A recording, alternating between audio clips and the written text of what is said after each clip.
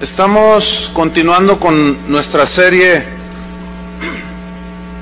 Temas de importancia para la iglesia.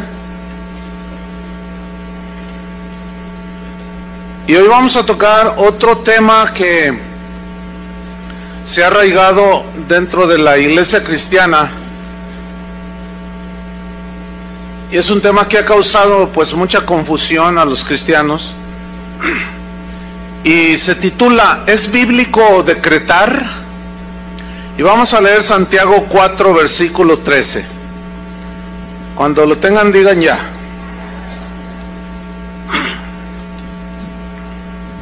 Santiago 4:13.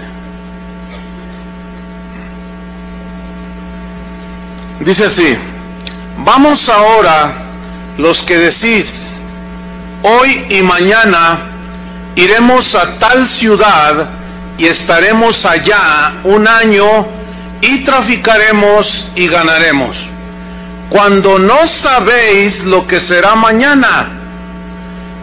Porque, ¿qué es vuestra vida?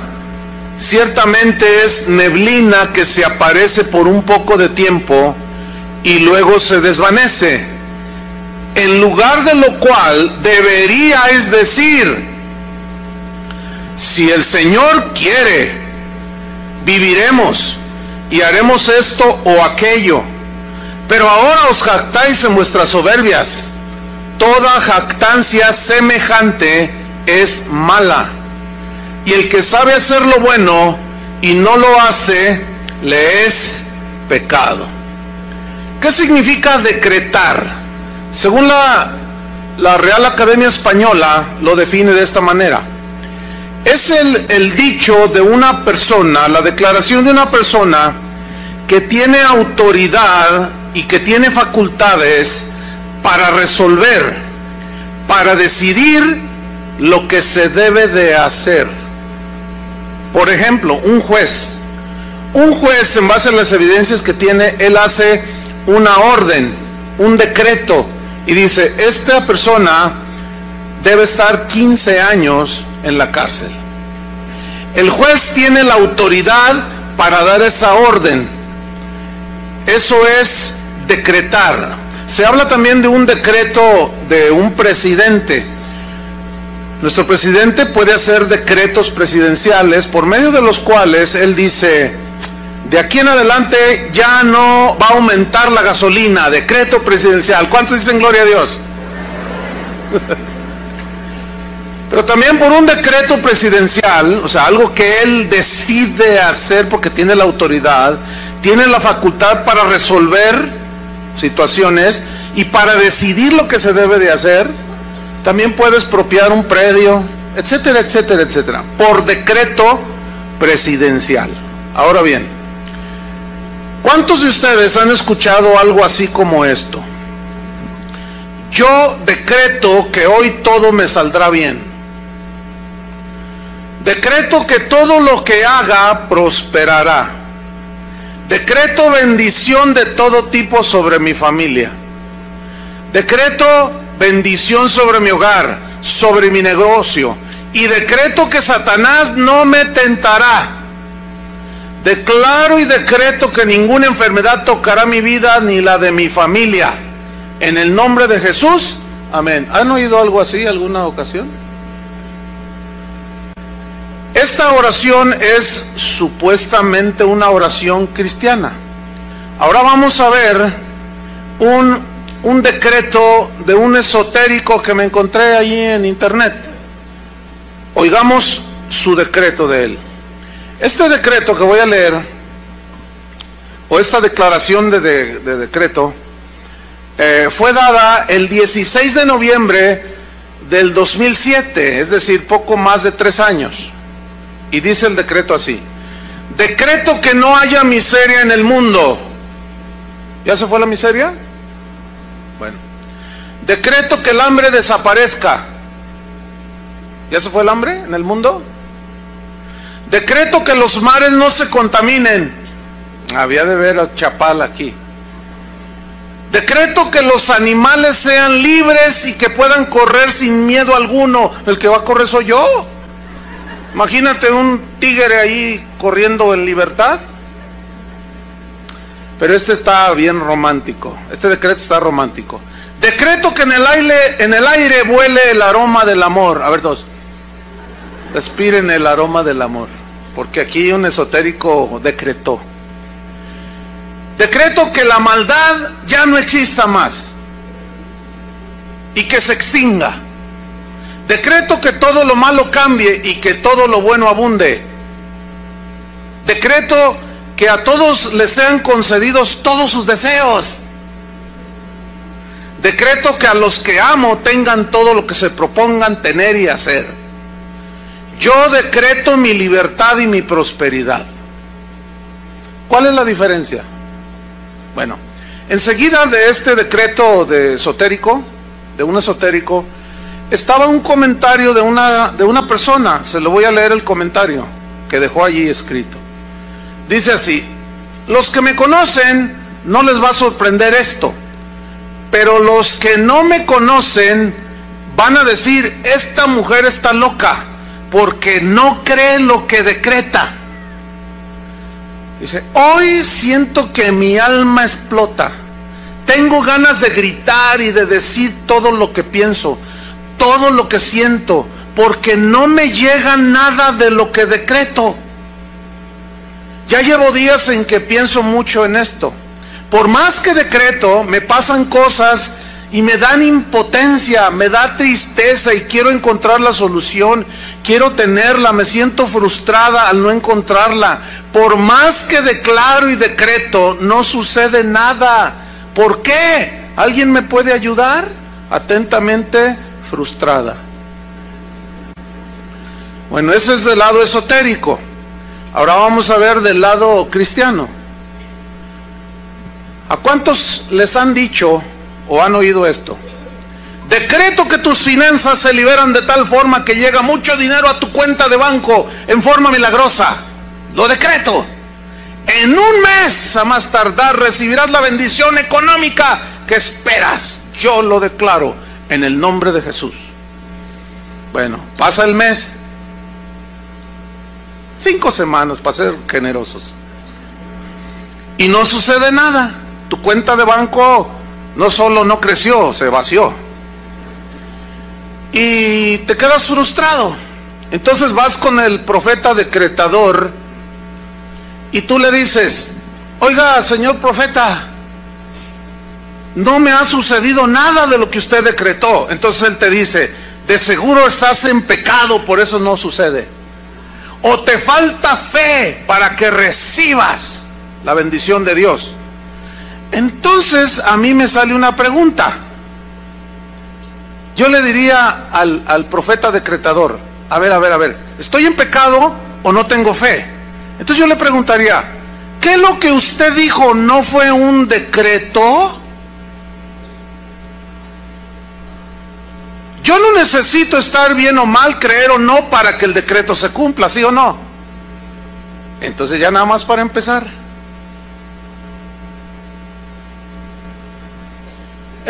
Bueno, contesta el profeta decretador, ¿verdad? A ver, contésteme, señor profeta. Bueno, te reprendo, Satanás, por cuestionarme. Bueno, entonces esto ya no es ni decreto tampoco, porque no se cumplió, y un decreto se debe cumplir, ¿sí o no? Según la definición. Entonces, si no es un decreto, entonces no es ni más ni menos que un conjuro chamánico. ¿Qué es un conjuro? La Real Academia Española define conjuro como una fórmula mágica que se dice, como una expresión que se recita o algo que se escribe con el fin de conseguir algo que se desea. Es una declaración mágica para que algo suceda. O sea, yo decreto, yo hago, yo digo, con la esperanza de que suceda. Pero resulta que entonces ya no es un decreto, porque el decreto se cumple. El único que puede decretar en ese sentido, de una manera soberana, es Dios. ¿Por qué? Porque Él es el Rey de Reyes, Él es el soberano Señor del cielo y de la tierra.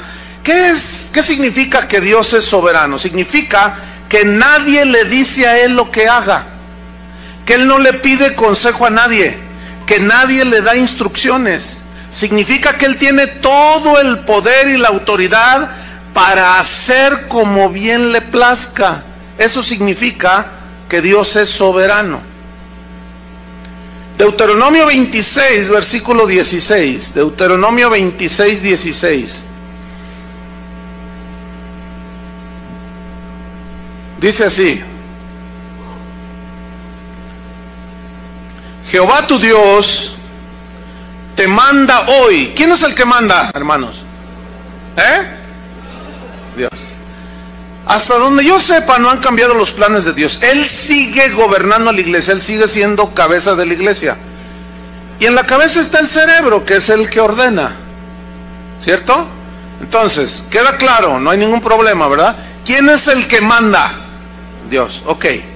Jehová tu Dios te manda hoy que cumplas estos estatutos y decretos. ¿Quién es el que va a decretar cómo se hagan las cosas? Cómo se digan las cosas, cómo creas las cosas, cómo se deben de hacer las cosas. ¿Quién es el que decreta? Dios. Cuida pues de ponerlos por obra con todo tu corazón y con toda tu alma. Has declarado solemnemente hoy que Jehová es tu Dios. El problema con el decreto y la declaración es que son diferentes. Una declaración es algo que ya, por ejemplo, yo digo, yo declaro que el Señor está aquí. Eso no es un conjuro, sino es una aseguración, porque el Señor está aquí, porque Él prometió estar con nosotros todos los días hasta el fin del mundo. Entonces, yo declaro y proclamo que el Señor está con nosotros. Esa es una verdad. No estoy diciendo decreto que Él está aquí. No, como que decreto. Suena hasta raro, ¿no? Entonces no hay que confundir lo que es una declaración de algo que Él ya hizo a un decreto que es lo que yo quiero y ordeno que suceda. Entonces estamos viendo que Dios es el que decreta. Pero luego dice en el 17, y tú has declarado solemnemente hoy que Jehová es tu Dios, y que andarás en sus caminos, y guardarás sus estatutos, sus mandamientos, y sus decretos, y que escucharás su voz.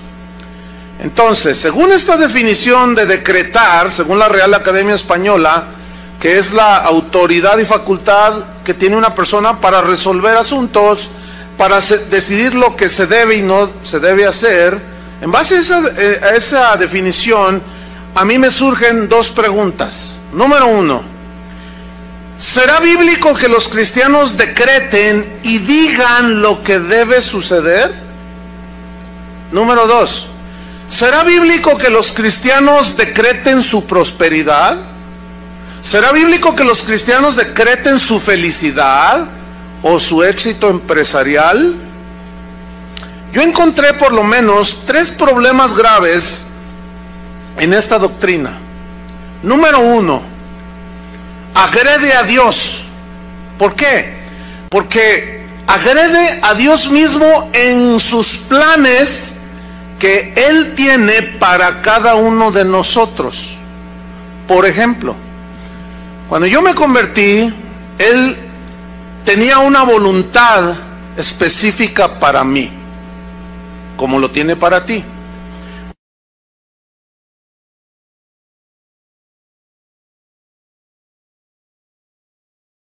Y la tercera cosa que yo encontré es que el que decreta se pone en lugar de Dios, porque Dios es el Rey soberano y Él está en su trono. Entonces, si yo me pongo a decretar, porque decretar son declaraciones, no es ni siquiera oración. El que decreta entonces se pone en el lugar de Dios y le dice: Señor, hazte para allá, porque tú me diste autoridad a mí, ¿no? Y yo estoy aquí, entonces tú me delegaste esta autoridad y pues yo la voy a usar.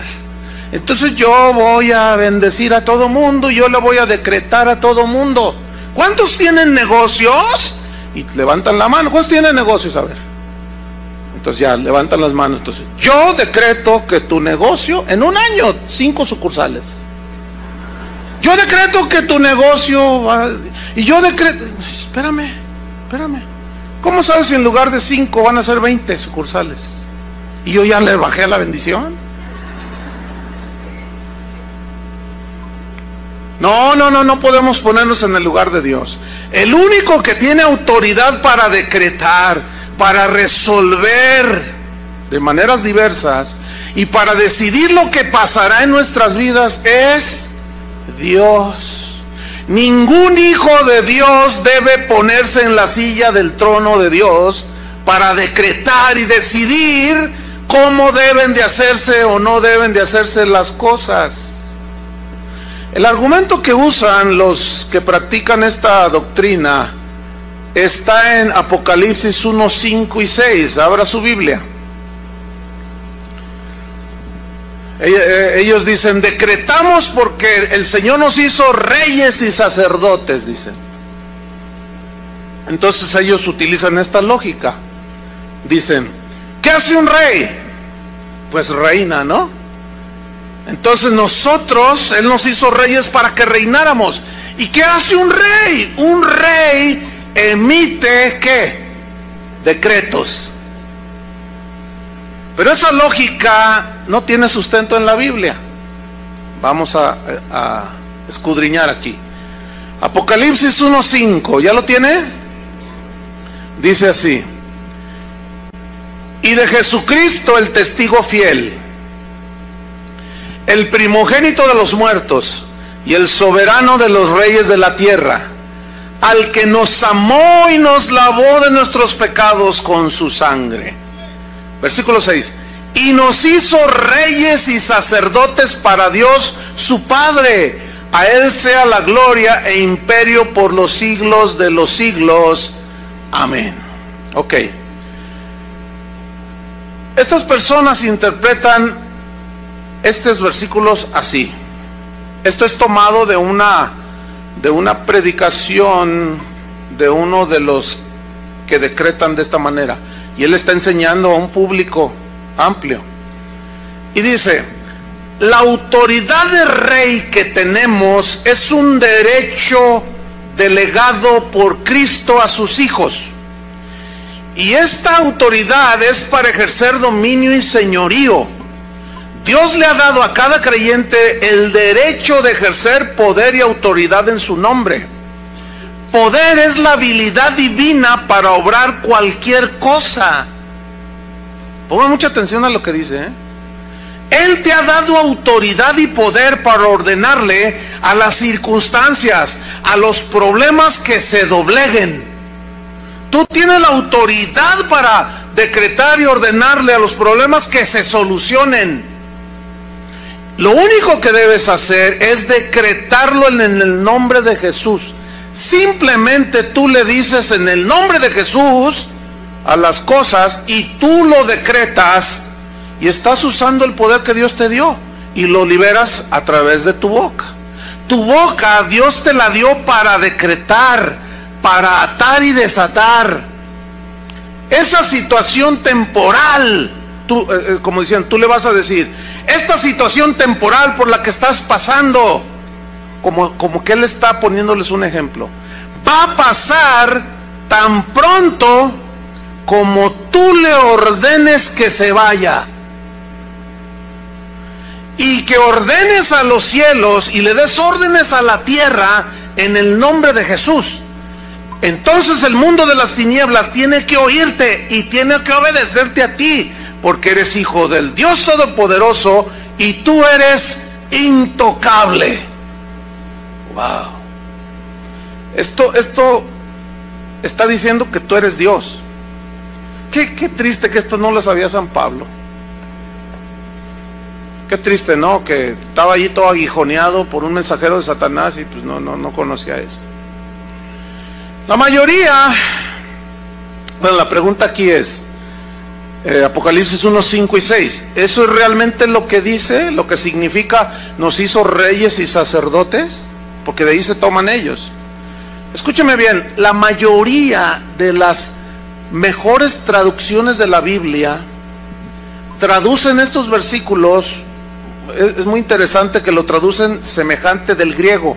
Si nos vamos al griego, sale sin duda el verdadero sentido de la frase nos hizo reyes y sacerdotes para Dios su Padre. Y se lee de esta manera en el griego y en algunas versiones ya traducidas contemporáneas. Se lee así: Jesucristo, que nos amó y nos lavó de nuestros pecados con su sangre, escuche, ha hecho de nosotros un reino para Él. ¡Qué diferente! Y fíjese qué sentido recobra. Nos hizo para Él un reino. Hizo de nosotros un reino para Él. ¿En dónde está el reino de Dios? Según la Biblia, en el corazón. ¿Qué significa que el reino de Dios esté en el corazón de la persona? Que sus decretos, sus mandamientos, su palabra mora en nuestros corazones, ¿cierto? Y donde hay un reino, hay un rey. No puede haber dos reyes. Y Cristo, el rey de los verdaderos cristianos, es el que reina en ese reino que somos tú y yo. ¿Me expliqué? Entonces mira cómo recobra sentido. El que nos lavó de nuestros pecados con sus sangres ha hecho de nosotros un reino para Él. Él necesitaba que morar en nosotros para poder gobernarnos. ¿Entienden? Ha hecho para Él de nosotros un reino y nos hizo sacerdotes también para que sirvamos a Dios su Padre. A Él sea el poder y la gloria por siempre, así sea. Ok. Cristo gobierna, tiene su reino implantado en sus hijos, ¿sí o no? Porque un reino, pues es donde Él gobierna, es el área donde Él gobierna. Ok. Como Él es el rey, Él es el que nos gobierna a nosotros. Entonces, ¿dónde está lo que nosotros somos reyes? No tiene sentido. No puede haber dos cabezas. Porque como dice la Biblia, serían un monstruo, ¿verdad que se dice? Solo hay una cabeza. ¿Y esa cabeza quién es? Cristo. Solo hay un rey. Cristo. Ok, somos reyes. Él es el rey de reyes. ¿Contento? Entonces, si Él es el rey de reyes, significa que Él sigue reinando sobre cualquier rey. Y si Él sigue gobernando sobre cualquier rey, ¿quién se debe someter a quién? Nosotros debemos de someternos al rey soberano, al que dicta y decreta cómo se hagan las cosas, porque es Él el que dice Él es el que dice cómo nos acercamos a Dios. Él es el que dice cómo nos debemos de arrepentir. Él es el que dice cómo debemos de tener nuestra familia. Él es el que ordena cómo se gobierna la iglesia. Él es el que decretó cómo se utiliza la fe. Él es el que enseñó. Él es el que decretó. Él es el rey. Hasta allí me van siguiendo, ¿verdad? Ok. Con malas interpretaciones como esta de las Escrituras, muchos son arrastrados. En este caso, son arrastrados para usurpar el lugar que solo a Dios le pertenece, el trono. Hay una historia que sucedió allá en las Europas de la Edad Media, por allá, un rey, allí en uno de esos países, que tenía un hijo, y todos los reyes acostumbraban a que a sus hijos les ponían los mejores maestros, el mejor matemático, el mejor literario, el mejor geógrafo, todo lo mejor, los mejores maestros. Y había unos que sabían mucho y eran los tutores de los hijos de los reyes, y los educaban ellos en todos los conocimientos. Entonces se cuenta que había un rey que tenía un hijo, un príncipe, Entonces un día llegó el maestro, el tutor, para tener sus correspondientes clases, y encontró al hijo del rey brincando en la mesa de estudio, y brincaba y aventaba las cosas y las pateaba. Entonces aquel anciano sabio se le acercó y le dice: príncipe, debería de comportarse como corresponde al hijo de un rey. Y aquel príncipe, futuro rey, le dijo: a mí nadie me dice lo que tengo yo que hacer. Yo me comporto como me da mi gana. ¿No sabe quién soy? Soy el hijo del rey. Y aquel hombre sabio le contestó: precisamente porque eres el hijo del rey, no te puedes comportar como te da tu gana, sino como te debes comportar. Y cayó al mozalbete príncipe. Y nosotros decimos: somos hijos del rey. ¿Cuántos saben que somos hijos del rey? ¿No sabe quién soy? A mí nadie me va a decir, ni el rey te va a decir. A mí nadie me va a decir cómo yo haga las cosas. Yo aquí mando. A ver, espérame. Reyesillo de Tepito. O de Santa Tere, pues. Más cerquita. Cálmate, reyesito. Ok, el padre de aquel príncipe murió. Y el muchacho, en su momento, llegó a ser rey. En el caso nuestro, nuestro rey, porque somos hijos de un rey, nuestro rey nunca muere. Por lo tanto, jamás de los jamases vamos a ocupar su lugar.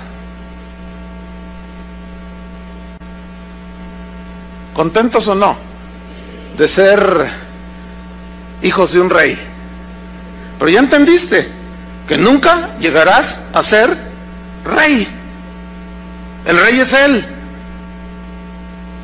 Y si lográramos ser reyes, ok, vamos a suponer que Él, repito, Él sigue siendo y será por toda la eternidad Rey de reyes y Señor de señores, y seguirá gobernando su reino que está en nuestro corazón.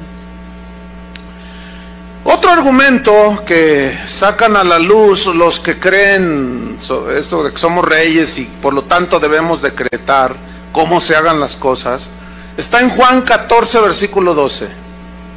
Juan 14, 12.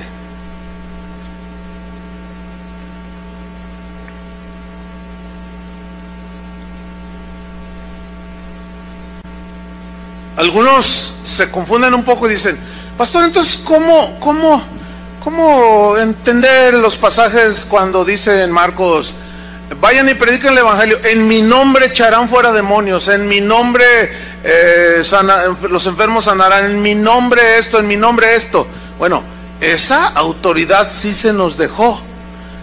Oramos nosotros en su nombre por un enfermo, pero ¿quién es el que lo sana? Dios. Ahora, ¿cuántos saben que no todos los enfermos se sanan cuando oran por ellos? ¿Por qué? Porque sobre de eso está la soberana voluntad de Dios. Así es, la respuesta es sencilla. Juan 14, 12. ¿Ya lo tiene? Dice así, este es otro argumento que los decretadores sacan a la luz. Dice así, pongan mucha atención, dice: de cierto os digo, el que en mí cree. Entonces yo les pregunto a ustedes, ¿cuántos creen? Bien. El que en mí cree, las obras que yo hago, él las hará también. ¿Cuántos dicen amén? Pero luego dice: y aún mayores hará, porque yo voy al Padre. Uy, ¿cuántos han escuchado algo como esto? ¿Qué dijo Jesús ahí? Que todas las cosas que Él hizo, nosotros las vamos a hacer. Y no solo como Él, sino aún mayores. Y todos, ¡ah! ¿Ha oído eso? Ellos interpretan así: Cristo nos dejó la autoridad para hacer milagros y maravillas, aún mucho más grandes que los milagros que Él hizo y que las maravillas que Él hizo. Pero para fin de que sucedan, tenemos que decretarlo, dicen. Él lo dijo ahí, ¿sí o no? La gente dice, amén. Ok, la respuesta viene a continuación. Vamos a suponer que la interpretación que le dan es correcta, que sí vamos a hacer mayores milagros, mayores señales, que esa es la interpretación típica. Pero si esta interpretación fuera la correcta, yo tengo por lo menos 5 preguntas. Tengo como fácil saco 50 preguntas, pero nada más voy a decir 5 preguntas. Número 1, si esa interpretación es correcta, enséñeme quién ha muerto y ha resucitado por sí mismo. ¿Conoce a uno que haya muerto y haya resucitado por sí mismo? ¿Lo conocen alguno? A lo mejor alguien que nos escucha en internet dice, ¿yo? Bueno, ok. Igualaste las obras de Cristo, pero no fue mayor. ¿La igualó? ¿Sí o no? Si esa interpretación fuera correcta, enséñeme aquel que ha caminado sobre las aguas. Enséñeme a uno. ¿Conoce alguno que ha caminado sobre el lago de Chapala? Por ahí se oyen testimonios que eventualmente en una fuga a Dios soberanamente, alguien se escapó de sus perseguidores y caminó sobre el lago. Yo creo que Dios lo puede hacer. Ok, pero ¿dónde está? Ok, aquí está. Ah, bueno, ¿caminaste? Sí, atravesé el río Usumacinta ya por el sureste de México. Ah, qué bueno. Pero eso no es mayor a lo que hizo Jesús.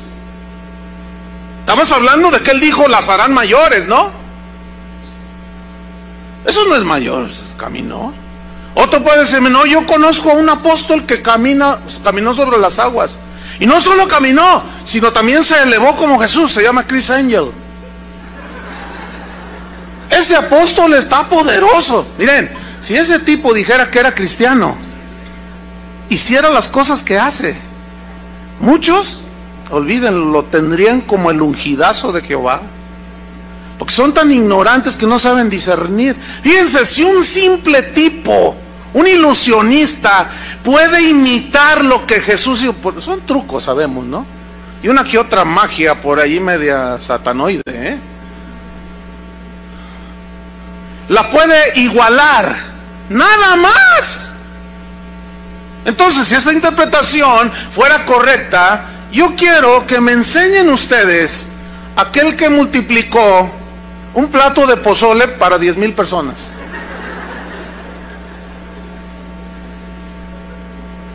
Que hayan ido, no sé, a lo mejor había una campaña a las afueras de Guadalajara y había allí 2,000 personas y alguien de buena, no había vendimia, no había cosas que vendieran, los oxxos quedaban muy lejos.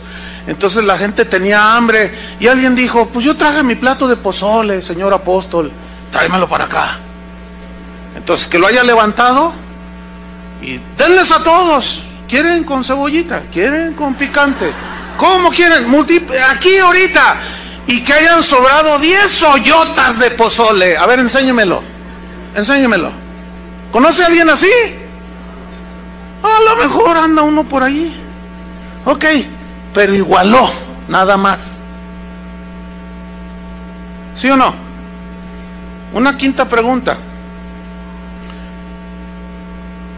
Enséñeme al apóstol que haya pasado una pared con la puerta cerrada, como lo hizo Cristo después de haber resucitado.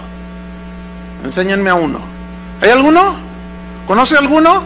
Métanse a internet y pregunten. Quizás por allí anda. Y si logran encontrarlo, no es más de lo que Jesús hizo. Pregunta, entonces ¿a qué se refirió Cristo? Cuando dijo, mayores cosas harán, es obvio que a milagros y señales y maravillas no se refirió.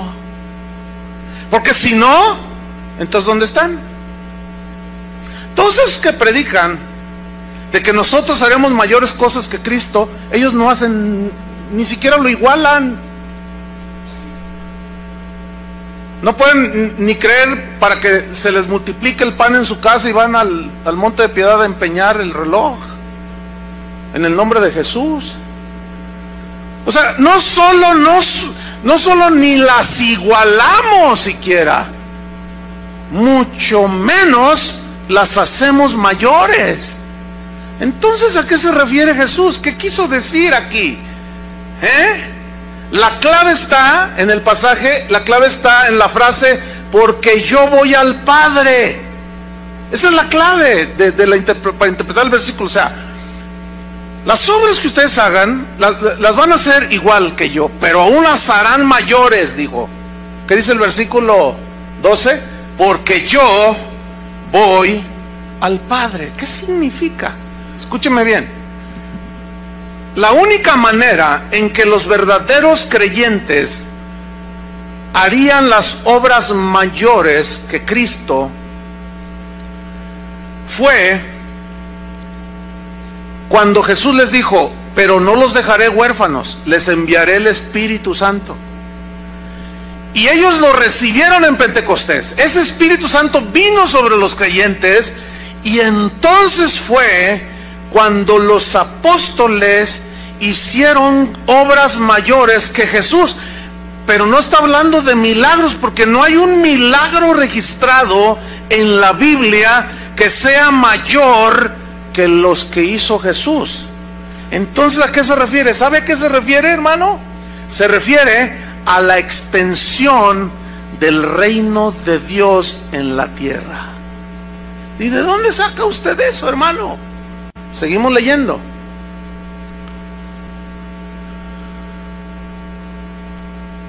El versículo 13. Quiero que note usted cómo está ligado hacer obras mayores a la oración. ¿Lo alcanza a ver? Versículo 13. Está ligado a la oración. Y si todo lo que pidierais al Padre en mi nombre, lo haré para que el Padre sea glorificado en el Hijo. Si algo pidierais en mi nombre, yo lo haré. Y si me amáis, guardad mis mandamientos. Número 1. ¿Cuál fue su mandamiento cuando Él se despidió de ellos? Ir y predicad el Evangelio.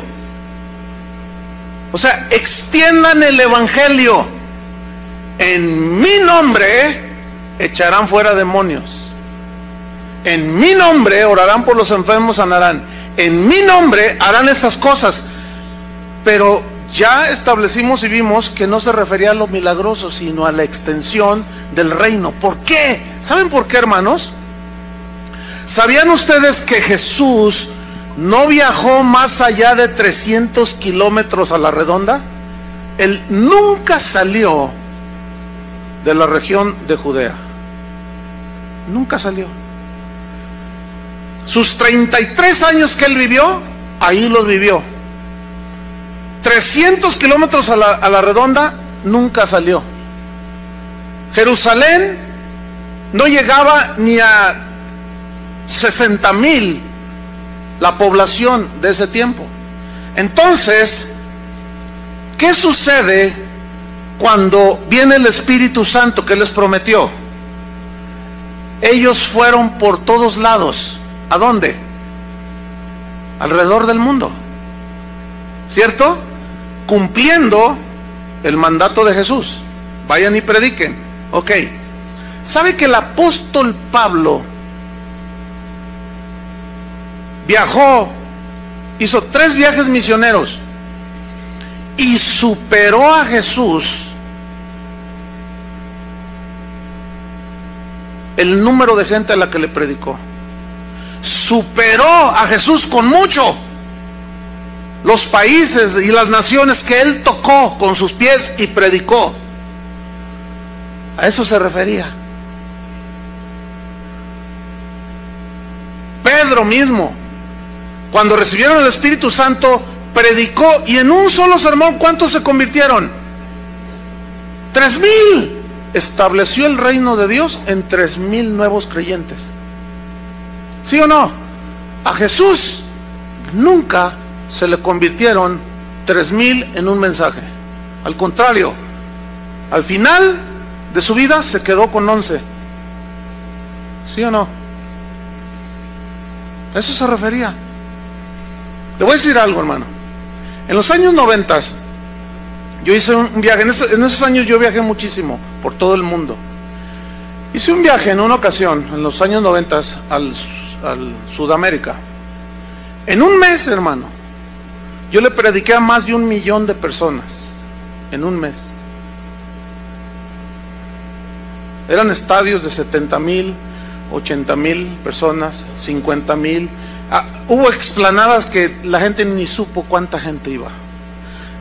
El sistema de audio que usaban, como esas bocinas que están ahí arriba, equivalían por lado, llenaban hasta arriba todo lo que es esta plataforma, por lado.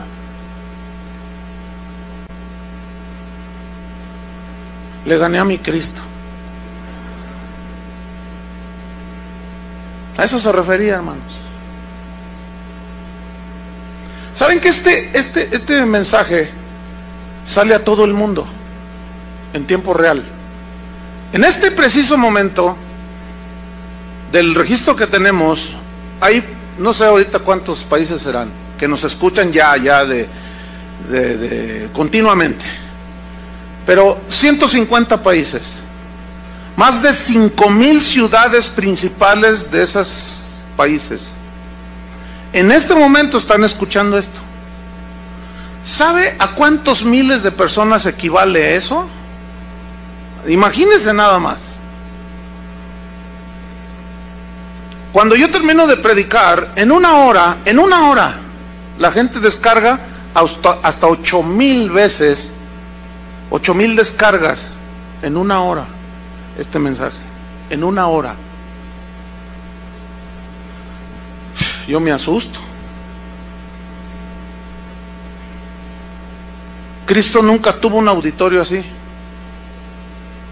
No sé si me estoy explicando. O sea, lo que estoy diciendo obviamente está lejos de jactancia y esas cosas, ¿no? Usted entiende. Pero ya ve que hay gente que saca del contexto los audios y luego te hacen que hagan lo que quieran.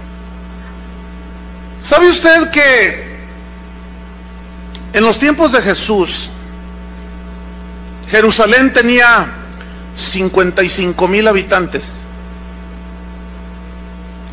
Y la fiesta más concurrida era la fiesta de la Pascua, que venían de África, venían de Asia, gente que se desplazaba, inundaban las calles de Jerusalén, y como son estrechas, pues aquello era un hervidero de gente.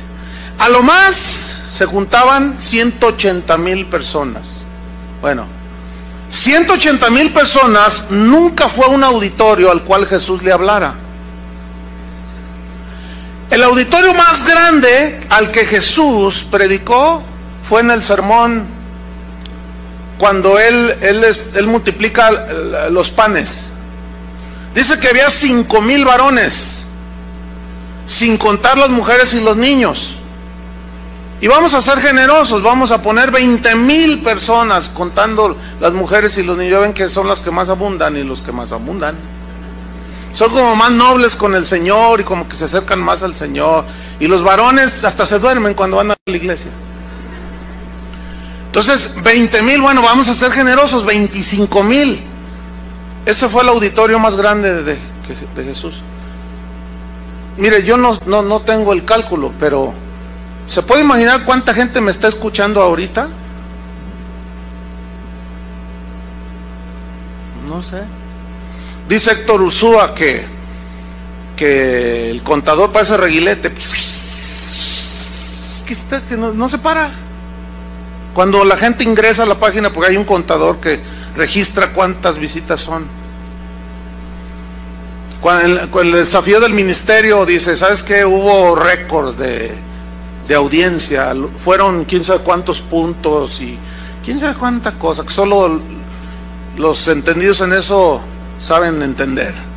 Pero a eso se refirió Jesús, hermano, no hacer milagros más grandes que los de él, porque ¿dónde están?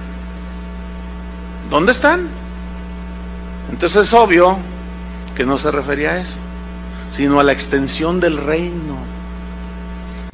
Entonces estamos llegando a una conclusión. ¿Son bíblicos los decretos que hacen los cristianos? A mí me interesa no que funcione, sino qué dice la Biblia. ¿Sí o no? Entonces, cuando yo voy a la Biblia, porque esto es para los que creen en la Biblia, no todos los que se dicen cristianos creen en la Biblia, Hay unos, como por ejemplo los católicos, dicen creemos en la Biblia, pero en las tradiciones también, en la tradición de la iglesia. Otros dicen, bueno, creo en la Biblia, pero en la revelación de mi apóstol. Creo en la Biblia, pero en las revelaciones proféticas que me da Pancho Pantera, el profeta Pancho Pantera. No. Las escrituras son la fuente para el cristiano, son la única fuente de revelación para el cristiano. Entonces las escrituras son las que nos van a decir a nosotros qué creer y qué no creer, no lo que se me antoja a mí, porque son los decretos de Dios. Pablo decía, deben de acostumbrarse a no pensar más allá de lo que está escrito, les dijo a los corintios. Entonces a mí me interesa qué dice la Biblia. Ahora, ¿cómo enseñó Jesús a orar? Porque él enseñó a sus discípulos. Vamos a Mateo, vamos rápido. Mateo capítulo 6, versículo 6. Aquí está el sermón del monte, curiosamente, que empieza desde el capítulo 5 hasta el 7. Y está enseñando a una multitud que estaba allí en el monte, a las faldas del monte. Y él se sentó y comenzó a enseñar a sus discípulos. Y aquí en Mateo 6, versículo 6, él está enseñando sobre la oración. Pregunta, ¿por qué no les enseñó sobre decretar? ¿Por qué él no les iba a enseñar algo que le compete a él solamente? Así de fácil. Mateo 6:6. ¿Listos? Dice así, él está enseñando. Mas tú cuando decretes, ¿así dice? No, porque ni siquiera el decretar es oración. El decretar es una afirmación. ¿Sí o no? No, aquí Jesús dice, cuando ores. ¿Qué es orar? ¿Alguien puede decirme qué es orar? Hablar con Dios, así de sencillo. Señor, estoy triste. Fortaléceme. Mi hijita está enferma, Señor. Necesita sanidad. Yo sé que tú puedes sanarla. Entonces tú le pones tus manos y oras por ella en el nombre de Jesús. Y tú estás orando. O simplemente estás orando y le estás diciendo, gracias, Señor, por estos alimentos que me voy a comer, por este plato de pozole no multiplicado. Mas tú cuando ores, dice, entra en tu aposento, pon mucha atención, y cerrada la puerta, ora a tu Padre que está en secreto, y tu Padre que ve en lo secreto te recompensará en público. Y orando, no uséis vanas repeticiones, como los gentiles. ¿Quiénes son los gentiles? La palabra gentil significa pagano. Fíjese, también los paganos oran. Dice, pero tú no seas como los paganos que usan vanas repeticiones, que piensan que por su palabrería serán oídos. Ellos piensan. Dice, no os hagáis pues semejantes a ellos. No sean como los paganos que hablan y hablan y hablan. No, ustedes no van a ser así. Porque vuestro Padre sabe de qué cosas tenéis necesidad antes que vosotros se las pidáis. Y una señora así, de esas que son humildes, sencillas, pero de buen corazón, preguntó, oh, pastor, ¿y qué caso tiene si él ya sabe mis necesidades? ¿Para qué quiere que se las pida? Pues para que tengas comunión con él. ¿O a ti te molesta que tu hijo te pida? Pues no. Imagínate que tu hijo te dice, mamá, ¿me puedes dar de comer?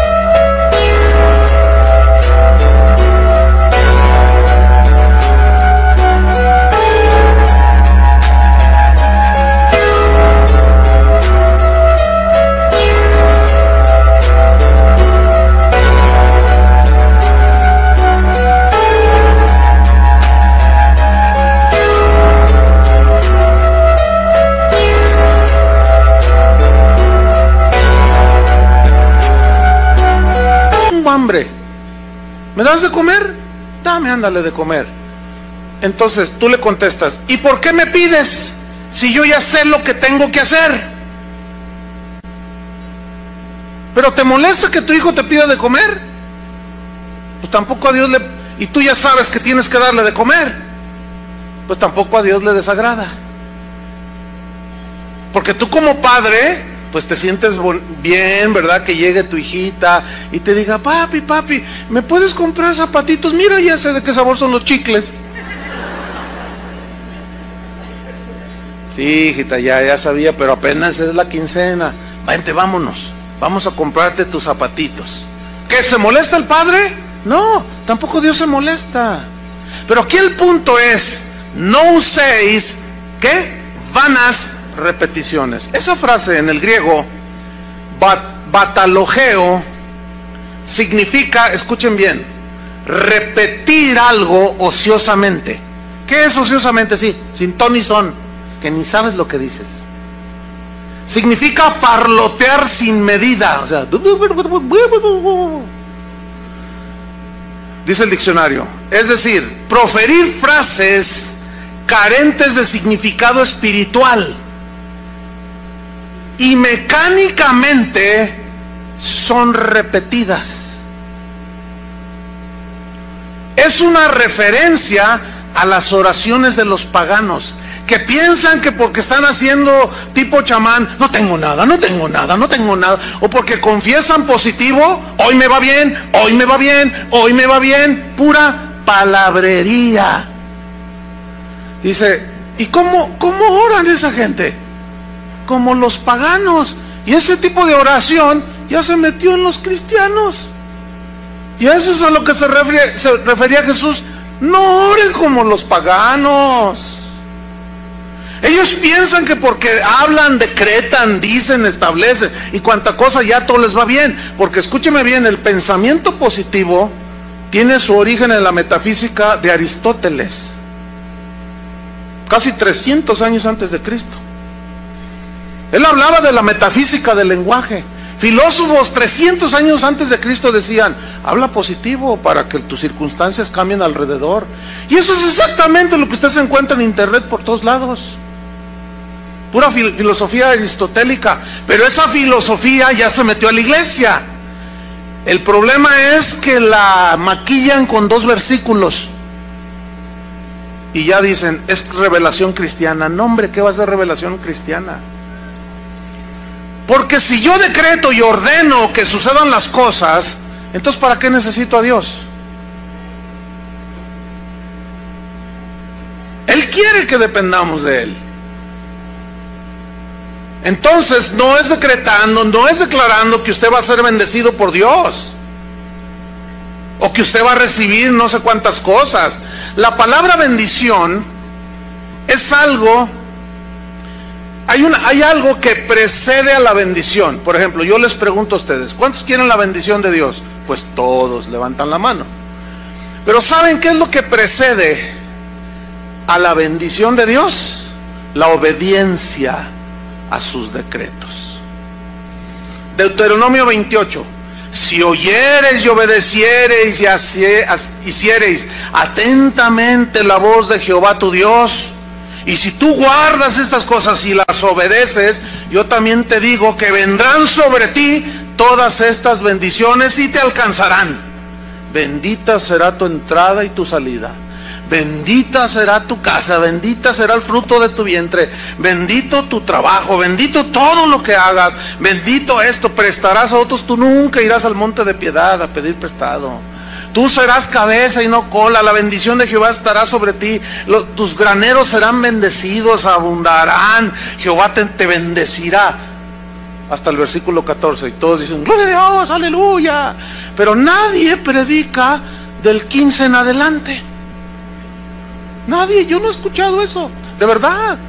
Eso de Deuteronomio 28, de los decretadores de la bendición, nada más citan hasta el 14. Pero a partir del 15 hasta el 60 y no sé cuántos, son más. Dice, pero también te digo que si no obedeces a Jehová tu Dios, vendrán sobre ti todas estas maldiciones y te alcanzarán. No te ajustará la comida. tus hijos serán rebeldes, tú te volverás loca. Así dice. Desvariarás en tu mente, dice.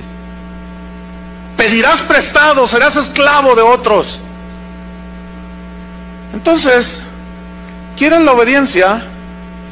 ¿Quieren la bendición? Obedezcan la palabra de Dios. Todas las promesas de Dios están condicionadas a la obediencia. Todas. Absolutamente. Entonces, si yo decreto para ustedes prosperidad, escúcheme bien, anulando tu estado espiritual actual, si tú andas en adulterio, si tú eres un ladrón, si tú eres, iba a decir político, pero no es sinónimo así tan descarado, ¿no? Si tú eres qué sé yo, un defraudador, si tú eres un zeta que viene a la iglesia, si tú, o sea, eres lo que seas, ¿verdad? Y ya crees que lavas tus pecados porque vienes aquí, entonces te encuentras con el predicador y dice, Dios te ama como estás. Ay, si a veces no soy tan malo. Ayer descuarticé a uno, pero pues ahí está hablando el hombre de Dios, está diciendo que como sea, Dios me ama. Entonces yo decreto que tu negocio prosperará. Yo secuestro 2 al mes. 10, Dios me va a bendecir. Pues yo obtengo mi ganancia de aquí y de acá. Entonces, si el predicador hace a un lado el estado espiritual de la gente y empieza a decretar bendición y prosperidad, y que tus hijos serán los dueños de la Universidad de Guadalajara, y que quién sabe qué tanto, y que tus hijos van a ser los reyes de no sé qué, y que tú y que más allá, escúchenme bien, hermanos, toda esa gente la están mandando derechito al infierno. ¿Cómo mis decretos? ¿Que acaso mis decretos anularán el estado espiritual de las personas? Imposible. Y esta gente habla, usted decrete, ¿qué quiere? ¿Qué quiere? Ordénele. ¿Cómo sabe usted si Dios está tratando con usted? Y lo tiene ahí todo quebrantado. Entonces te dice el decretador, no lo recibas, ordénale que se vaya. Y el Señor te tiene allí y estás ahí peleándote contigo. Y yo te respeto, Señor, nomás te ve así, mira, con la pura uña nomás te ve así.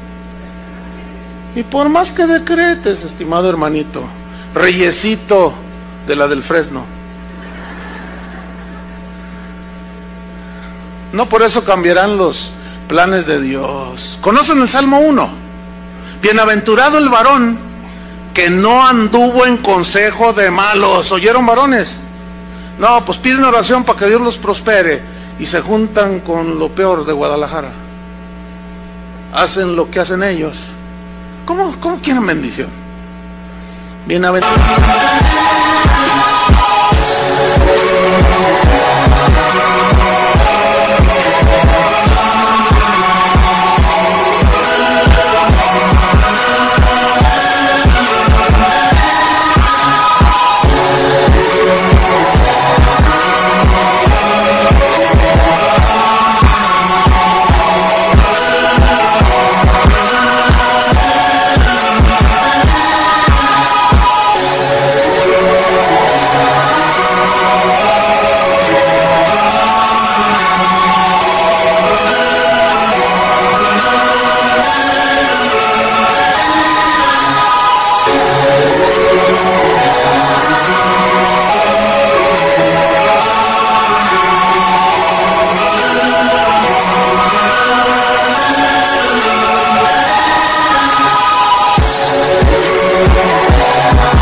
Bienaventurado el varón que no anduvo en consejo de malos, ni en silla de escarnecedores se ha sentado, sino que en la ley de Jehová medita de día y de noche. Sí, cómo no.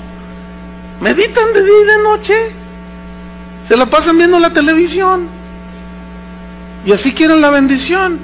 ¿Por qué tengo malos pensamientos, pastor? Libérame, libérame. ¿De qué te libero? Es que tengo muchos pensamientos. Haga una oración de liberación. No, espérame. No. Lo que tienes que hacer es meditar en la palabra de Dios. Llena tu corazón, tu mente de los pensamientos de Dios y verás cómo se van los otros. pero todo quieren mágico. ¿Entienden? Quieren decretar que es algo mágico. Quieren oraciones mágicas. No, hermanos. El hombre, pues, que camina, como dice el Salmo 1, será como un árbol plantado junto a corrientes de agua, que da, ¿qué? Fruto en su tiempo, y su hoja no cae, y todo lo que hace prosperará. Fíjense todo lo que dice antes de la prosperidad. No son los decretos, hermanos. No. Es la obediencia. ¿Acuerdan de Abraham? ¿Han oído de Abraham, no?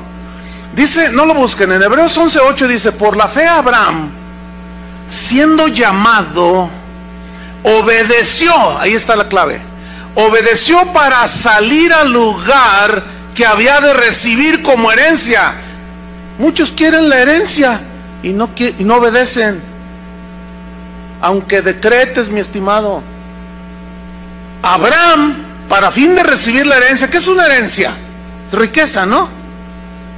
¿Alguno de ustedes ha recibido una herencia algún día? ¿Cuántos han recibido herencias? Algunos han recibido una herencia. Pues, ¿qué se siente? Bueno, a mí me dejó también algo mi papá, ¿verdad? Pero hay algunos que les dejan bastante, ¿no? Imagínate, ¿no? Pues esto te dejó tu papá, entonces tú ves ahí y dices, ay, pues gracias, papi, ¿verdad? Pues soy tu hijo, ¿verdad? Y quedaste bien bendecido materialmente. Una herencia, ok. Pero en el caso con Dios, sus promesas son nuestra herencia. Pero para fin de tener y que las promesas de Dios se cumplan en nosotros, ¿qué pide Dios? Obediencia, hermanos. Le dice a Abraham, salte de tu tierra y de tu parentela. ¿A dónde tú salte? ¿A dónde? Que te salgas. Dice que salió sin saber a dónde iba. Eso sí, es obediencia, hermanos. Yo me lo imagino así. Y Sara más asustada. Sara, vámonos, agarra tu maleta lo que puedas. Y ahí venía la señora. ¿Y a dónde vamos a ir? ¿Cuál autobús tomamos? Pues no, mira, todavía no se inventan, Sara. Pero vamos a caminar, vamos a ver. No, Dios no me dijo a dónde. Dice que salió sin saber a dónde iba. Y en ese obedecer a Dios, el Señor lo guió y lo guió. Fíjate qué tremendo. Hermanos, no es por decretos, ni por anhelos de nosotros, es por obediencia. Pero escúchenme bien, aún siendo obedientes, eso no significa que no va a haber pruebas en tu vida. Job era un hombre temeroso de Dios, justo, recto, íntegro, y Dios lo probó bien tremendo. ¿Qué me dice de Pablo? Pablo era un varón de Dios, temeroso de Dios, ¿sí o no? Irreprensible en los caminos del Señor, fiel a Dios hasta la muerte. Y lo persiguieron, una vez lo apedrearon, le dio un aguijón porque se querían enorgullecer, y el Señor le mandó un aguijón ahí para que tumbarlo y humillarlo, y que él no confiara en sí mismo, y lo postró ahí en tierra, aún siendo un siervo obediente, hermano. Entonces estamos llegando a la conclusión de que ¿quién es el que gobierna? ¿Quién es el que establece cómo se hacen las cosas? ¿Quién es el que decreta qué decir, qué hacer y qué no hacer? Dios. Y de nosotros ha hecho un reino para Él, donde Él reina. Y yo debo dejar que Él reine. Y yo tengo que ser humilde ante el Rey de Reyes y Señor de Señores. Para irnos sobre el final, Santiago 4:13, que fueron nuestros textos iniciales. Santiago 4:13 al 17. Ahora, fíjese cómo cobran vida estos versículos, después de lo explicado. Sígame ahí en Santiago 4:13. Dice así: vamos ahora, como diciendo, ya cálmate, cálmense ya. ¿Qué se creen? Eso es lo que significa vamos ahora. Síganme. Vamos ahora, ya cálmense. Cálmate, Juanito, ya con tus cositas. Cálmense ya los que dicen, hoy y mañana iremos a tal ciudad y estaremos allá un año y traficaremos, comerciaremos, significa, y ganaremos. Cálmate, le dice Santiago. Cuando no sabéis, versículo 14, cuando no sabéis lo que será mañana. ¿Cuántos de ustedes saben si van a amanecer mañana? A lo mejor saliendo te aplasta el tren. A ver, ¿quién tiene asegurado la vida? No, dice, cálmate. Esos, vamos, cálmense. Los que andan allí diciendo que yo esto, lo otro, y que voy a hacer esto y que no sé qué. Cálmate. No saben lo que será mañana. Porque ¿qué es vuestra vida? A ver, les pregunta. Ciertamente es neblina que se aparece por un poco de tiempo y luego se desvanece. ¿Qué somos? ¿Reyes o neblina? Está bueno para un título de un mensaje, ¿no? Versículo 15.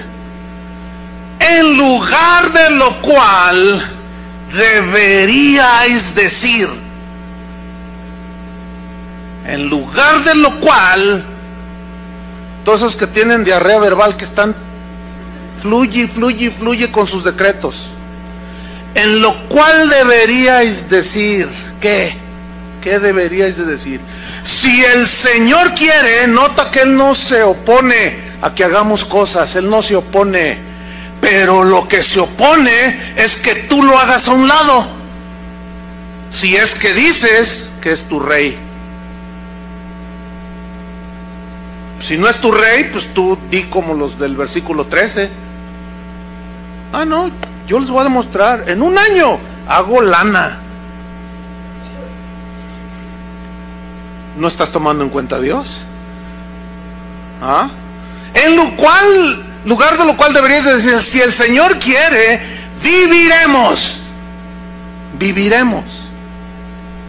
Es decir, que cuando alguien se muere, ¿qué significa?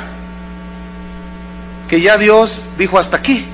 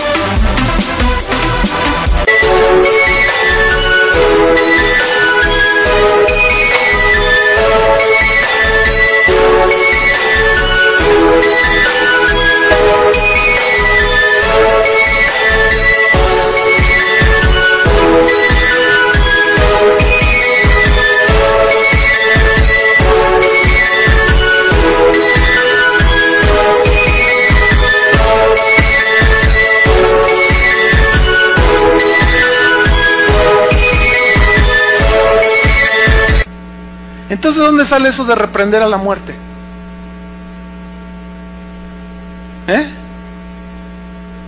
Porque he oído a los cristianos, ¿no?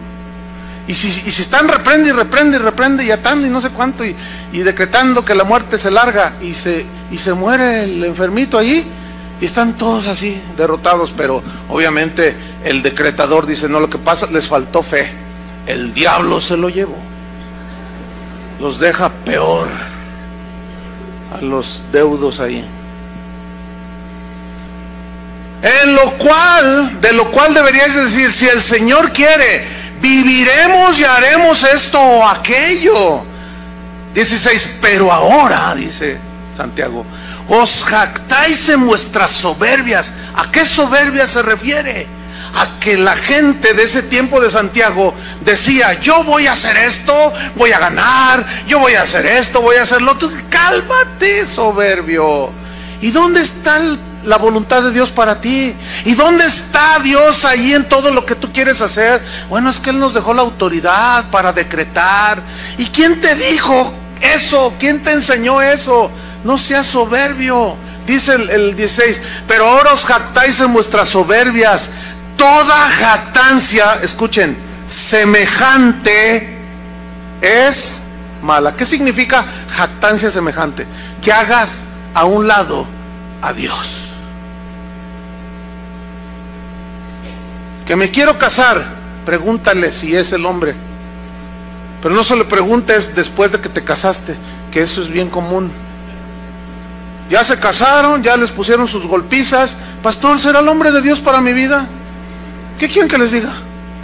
¿Que sí o que no? Ante las evidencias.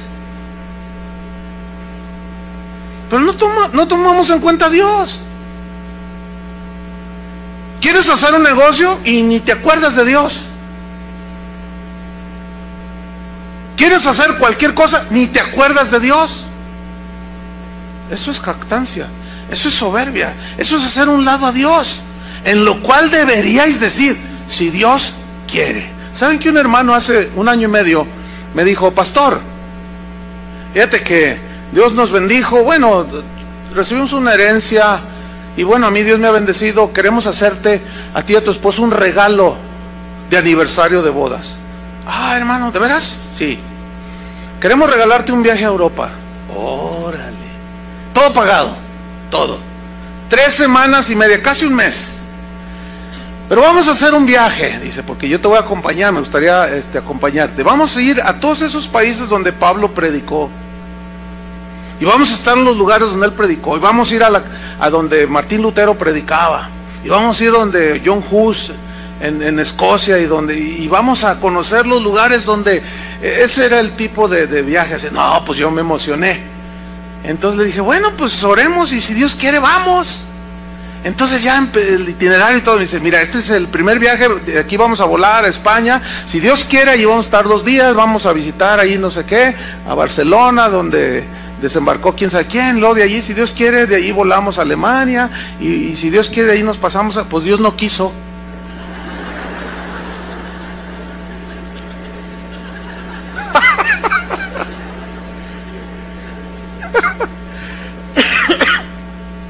Dios no quiso. A 1 semana de irnos, unos días, pum, que le da un infarto al hermano. Y casi se andaba muriendo. Y me dice, vete tú, Chuy, están todos los boletos. Le dije, no, ¿cómo crees? Si te mueres tengo que regresarme. Le dije, no, además no haría yo una cosa así. O sea, se me haría de muy mal gusto. Imagínate, te mueres y pues ¿cómo? No, llego tarde a tu velorio. Y todo risa y risa, ¿no? Pero Dios no quiso. Ahora, usted debería de preguntarme a mí, ¿y cuál fue tu reacción? Está buena esa pregunta, ¿no? Pues como si nada hubiera pasado. Simplemente Dios no quiso. Y yo no me frustré. Aquí está mi esposa. Padre, ¿por qué me haces esta? Ya van 4. Porque ya van 4, 2, 3 veces ya con las maletas casi para irnos a Israel y empiezan a tirar bombas 2, 3 días antes y se vuelve a cancelar. Ah, pero ya sé lo que están pensando algunos que me están oyendo, porque los de aquí ya no piensan así. No, No, usted oró mal. El diablo lo robó. Usted debió de haber decretado, porque eso era una bendición. Usted debería de haber atado al diablo. Usted hubiera reclamado, usted hubiera. Usted debería de haber hecho. Más bien, deberías de decir, si el Señor quiere. ¿O no? Eso fue lo que dije yo. Pregunta, ¿el diablo me robó? ¿Perdí una bendición porque no decreté? ¡Bah! No me venga con esas. Yo estoy contento con la voluntad de Dios, hermano. Cuando mi padre murió, que estaba ahí en su cama, yo oré. Yo tengo fe, yo he orado por mucha gente que se ha sanado. Y yo oré por él, le dije, Señor, yo sé que tú lo puedes sanar, no hay nada imposible para ti. Y empecé a orar, y me dice, no, ni ores, me dijo. Me lo voy a llevar ya. Así me dijo, claramente. Ya es su tiempo para él. Pues yo me levanté, porque me dice el Señor, ve y habla con tu mamá, que por allí debe andar mi mamá. Ve y dile a tu mamá que ya me lo voy a llevar, prepárala. Y me levanté, voy con mi mamá y le empecé a hablar. Fíjese, mamá, la Biblia dice esto, y que el Señor, Él es dueño, y cuando Él quiere. Y hablé como 1 hora y media con ella. Me regresé al cuarto, estaba Carlos, eras tú, ¿verdad? Estaba Carlos, no estaba Berta, estaba mi esposa y yo. Estábamos en el cuarto de mi padre, allí ya en coma mi papá. Y vimos claramente cuando él se movió, hizo así, y murió. Y le llamé al doctor, oigan, venga a ver a mi papá. No, se acaba de morir tu papá. Y murió, yo lo vi morir. ¿Se lo llevó el diablo? ¿Debí de haber reprendido a la muerte? A mí Dios me dijo, no ores, es su hora. Y me lo llevo. Decreto que ese niño, ya ven, ni funciona, no se calla. A ver niño, ¿dónde estás?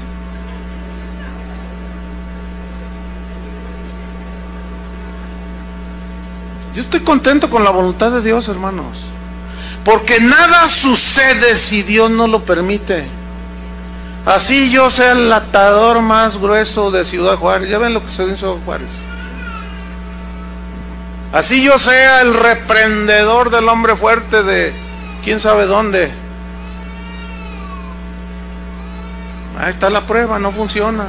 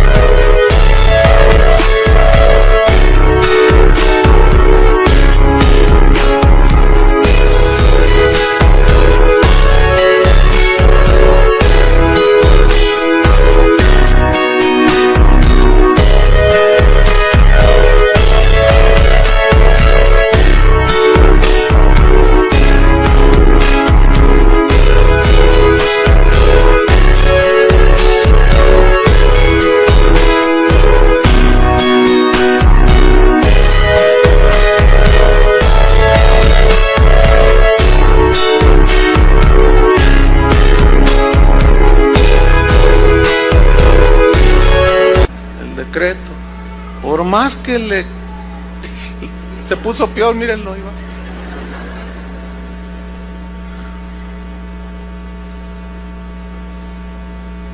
Pero lo terrible está en el versículo 17, hermanos, y terminamos. Y al que sabe hacer lo bueno y no lo hace, le es pecado. ¿Qué significa el que sabe hacer lo bueno? Significa que tú incluyas a Dios en tus planes. Ese es el contexto. No está cambiando de tema. Ahora ustedes ya saben hacer lo bueno, ¿no? ¿Qué es? Juan decía, si pedimos alguna cosa conforme a su voluntad, Él nos oye. Significa Él nos responde. Lo cual significa que yo le puedo pedir algo que anhelo y deseo, pero si no está en su voluntad, Él no está obligado a responderme. Tengo otro tema allí que he estado desarrollando, que se va a llamar ¿contesta Dios todas las oraciones? La respuesta es no. ¿Y las que no responde, qué son, falta de fe? No, necesariamente. Porque entonces Pablo no tuvo fe cuando oró 3 veces a Dios que le quitara el aguijón y no se lo quitó. Pero eso ya será otro tema. Entonces, orar conforme a su voluntad, eso es lo que tenemos que hacer nosotros. Cuando uno de sus discípulos se acercó a Jesús, le dijo, Señor, enséñanos a orar. ¿Qué le dijo Jesús? Vosotros cuando oréis, oréis así, y decid, Padre nuestro que estás en los cielos, santificado sea tu nombre. Venga a nosotros, ¿qué? Tu reino. Haz de nosotros un reino donde tú seas el rey. Y nosotros sacerdotes para servir al Padre. Fíjate, ¿ves cómo encaja la interpretación? Venga a nosotros tu reino, hágase tu voluntad como se hace en el cielo, se haga aquí en la tierra. Pregunta, ¿quiénes son los que van a hacer la voluntad de Dios? ¿Los que no lo conocen o los que supuestamente lo conocemos?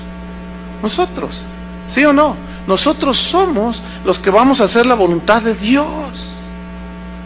Porque Él es el rey en nosotros, su reino está en nosotros. Entonces tú y yo somos los que vamos a hacer la voluntad de Él, no nuestra propia voluntad. Pero luego viene algo que no les gusta a los de la prosperidad. Danos hoy 2 millones de pesos en nuestra cuenta. ¿Así dice? Danos hoy nuestro pan de cada día, o sea, cada día horas, esperando tu provisión de Dios. ¿Ha oído los predicadores esos que dicen, no te conformes con ese carrillo, no te conformes con esa casilla allá en Santa Cecilia, no te conformes con esa ropilla que traes? Los hijos de Dios visten con las mejores marcas, los hijos de Dios traen los mejores carros, los hijos de Dios tienen las mejores casas. Cálmate, Nerón. ¿Dónde dice eso? Juan el Bautista apenas le alcanzaba para un par de chanclas y un vestido de camello. ¿Que no tenía fe? ¿Que no era hijo de Dios? Ningún profeta como Juan, dijo Jesús, ha habido. Y ese ni camello traía. No, que no nos venga con esas cosas. Y analice bien, hermano, lo que escucha. Y siempre váyase a la Biblia. Siempre. Y perdona nuestros pecados, nuestras ofensas, así como nosotros perdonamos a los que nos ofenden. Y no nos dejes caer en la tentación. Y líbranos del mal. ¿Quién va a librar? ¿Tus decretos? ¿O Dios es el que nos libra? Amén. Oremos. Te damos gracias, Señor, por tu palabra que alimenta nuestro espíritu. Gracias porque tu palabra dice que el que se enaltece será humillado y el que se humilla será enaltecido. No podemos tomar tu lugar, Señor. Tú has dicho, clama a mí y yo te responderé y te enseñaré cosas grandes y ocultas que tú no conoces. Pero ahora, Señor, ya no hay clamor, ahora hay decretos, supuestas órdenes de cómo se hacen las cosas. Perdónanos, Señor, porque sin duda en algún momento nos hemos visto envueltos al no discernir lo que escuchamos. Corrígenos, Señor, no queremos ponernos en tu lugar. Te reconocemos en esta congregación como el Rey de Reyes, Señor de señores. Gracias, Señor, por el privilegio que nos diste de hacer esas cosas mayores, y que es extender el Evangelio como tú no lo hiciste, porque estabas limitado a un tiempo como hombre, a un espacio. Pero ahora nosotros que somos tu cuerpo, llenamos toda la faz de la tierra.